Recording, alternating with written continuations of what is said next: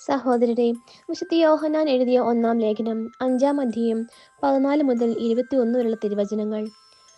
അവന്റെ ഇഷ്ടത്തിനനുസൃതമായി എന്തെങ്കിലും നാം ചോദിച്ചാൽ അവിടുന്ന് നമ്മുടെ പ്രാർത്ഥന കേൾക്കും എന്നതാണ് നമുക്ക് അവനിലുള്ള ഉറപ്പ്.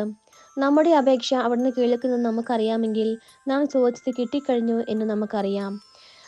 മരണത്തിന് അർഹമല്ലാത്ത പാപം സഹോദരൻ ചെയ്യുന്നത് ഒരുവൻ കണ്ടാൽ അവൻ പ്രാർത്ഥിക്കട്ടെ, അവന് ദൈവം ജീവൻ നൽകും. മരണാർഹമല്ലാത്ത പാപം ചെയ്യുന്നവർക്ക് മാത്രമാണിത്. മരണാർഹമായ പാപമുണ്ട്, അതേപറ്റി പ്രാർത്ഥിക്കണമെന്ന് ഞാൻ പറയുന്നില്ല. എല്ലാ അധർമ്മവും പാപമാണ്, എന്നാൽ മരണാർഹമല്ലാത്ത പാപവുമുണ്ട്. ദൈവത്തിൽ നിന്ന് ജനിച്ച ഒരുവനും പാപം ചെയ്യുന്നില്ല.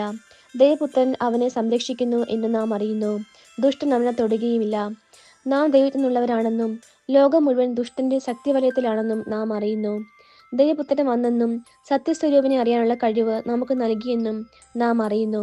നാം ആകട്ടെ സത്യസ്വരൂപനിലും അവിടുത്തെ പുത്രനായ യേശുക്രിസ്തുവിലും ആണ്. ഇവനാണ് സത്യദൈവവും നിത്യജീവനും. കുഞ്ഞുമക്കളെ, വിഗ്രഹങ്ങളിൽ നിന്ന് അകന്നിരിക്കുവിൻ. നമ്മുടെ കർത്താവായ മിശിഹായ്ക്ക് സ്തുതി.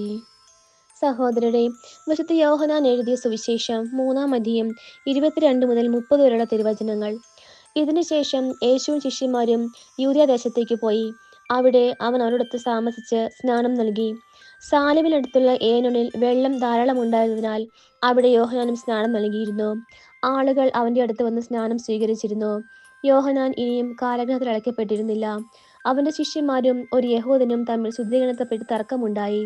അവർ യോഹന്നാനെ സമീപിച്ച് പറഞ്ഞു, ഗുരു, ജോർദാന്റെ അക്കരെ നിന്നോട് കൂടി ഉണ്ടായിരുന്നവൻ നീ ആരെപ്പറ്റി സാക്ഷ്യപ്പെടുത്തിയോ അവൻ ഇതാ ഇവിടെ സ്നാനം നൽകുന്നു. എല്ലാവരും അവന്റെ അടുത്തേക്ക് പോവുകയാണ്. യോഹന്നാൻ പ്രതിവചിച്ചു, സ്വർഗ്ഗത്തുനിന്ന് നൽകപ്പെടുന്നില്ലെങ്കിൽ ആർക്കും ഒന്നും സ്വീകരിക്കാൻ സാധിക്കുകയില്ല. ഞാൻ ക്രിസ്തുവല്ല, പ്രത്യുത അവന് മുമ്പേ അയക്കപ്പെട്ടവനാണ് എന്ന് ഞാൻ പറഞ്ഞതിന് നിങ്ങൾ തന്നെ സാക്ഷികളാണ്. മണവാട്ടിയുള്ളവനാണ് മണവാളൻ. അടുത്തുനിന്ന് മണവാളനെ ശ്രവിക്കുന്ന സ്നേഹിതൻ അവന്റെ സ്വരത്തിൽ വളരെ സന്തോഷിക്കുന്നു. അതുപോലെ എൻ്റെ ഈ സന്തോഷം ഇപ്പോൾ പൂർണ്ണമായിരിക്കുന്നു. അവൻ വളരുകയും ഞാൻ കുറയുകയും വേണം. നമ്മുടെ കർത്താവായ മിശിഹായ്ക്ക് സ്തുതി.